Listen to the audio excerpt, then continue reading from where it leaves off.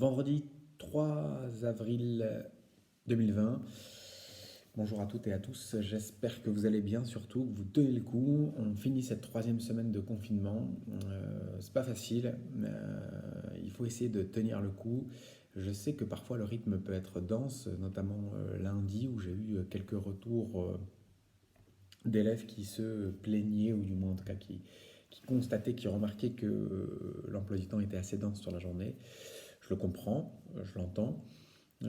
Mais je vais y être vigilant, mais il faut aussi que vous soyez conscient. On doit avancer, qu'on a un programme à tenir et que dans l'optique de l'année prochaine du collège, il faut absolument qu'on ait terminé un certain nombre de choses et qu'on ait vu un certain nombre de compétences.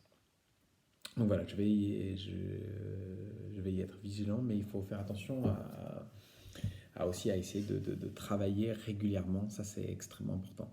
D'ailleurs, je vous félicite toutes et tous parce que il y a quasiment la totalité de la classe qui a au moins publié quelque chose sur le mur des élèves, sur le Padlet des élèves. Donc ça, c'est une chose plutôt positive. Donc je suis plutôt content. Première chose que je voulais aborder aujourd'hui, bien évidemment, c'était le poisson d'avril de mercredi. J'ai cru comprendre qu'il avait fait chez certains et certaines son petit effet, et je ne peux que m'en réjouir, hein, bien évidemment. L'idée, évidemment, c'était de vous faire un petit clin d'œil et de continuer à vous faire quelques petites blagues malgré la distance, malgré le confinement. Voilà, je suis content parce que j'ai eu quelques retours et j'espère vous avoir fait un peu sourire dans cette période un peu trouble. Deuxième chose, sur le programme de la journée, alors vous avez vu, hein, très classique, avec correction de dictée, dictée finale, le jogging d'écriture, la séance d'anglais, et aussi le problème qu'on fait à chaque fois, chaque vendredi.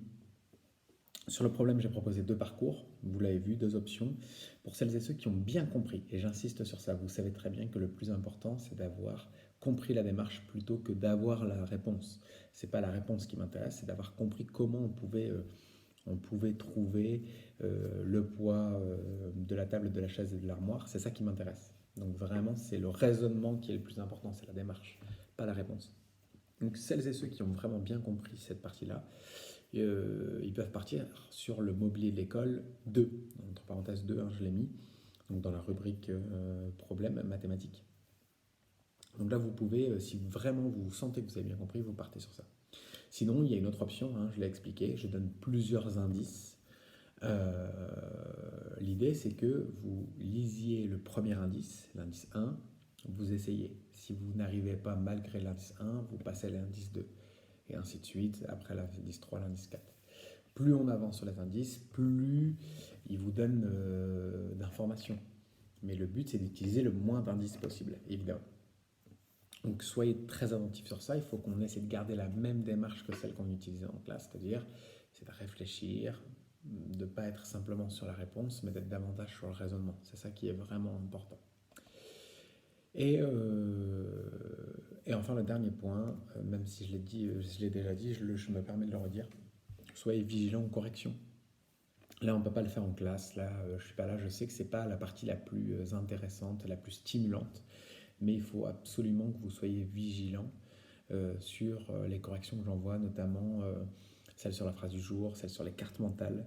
Il faut que vous les regardiez attentivement, même si ça peut être parfois long, et je peux le comprendre, ça peut parfois être ennuyeux, mais il faut absolument que vous y soyez attentifs. Donc je compte sur vous pour être plus rigoureux, plus sérieux sur ces aspects-là. Voilà, je vous souhaite aussi un bon week-end. Relevez le défi du jour, c'est sympa, sur les expressions idiomatiques. J'espère que tout le monde a bien compris. Vous cherchez sur internet si besoin, vous demandez à un adulte de vous aider. Ça peut être un petit jeu assez sympa. J'ai créé du coup une rubrique sur le Padlet des élèves en ce sens. Voilà, je vous souhaite un bon week-end. J'espère que vos proches vont bien également. À bientôt. Bye bye.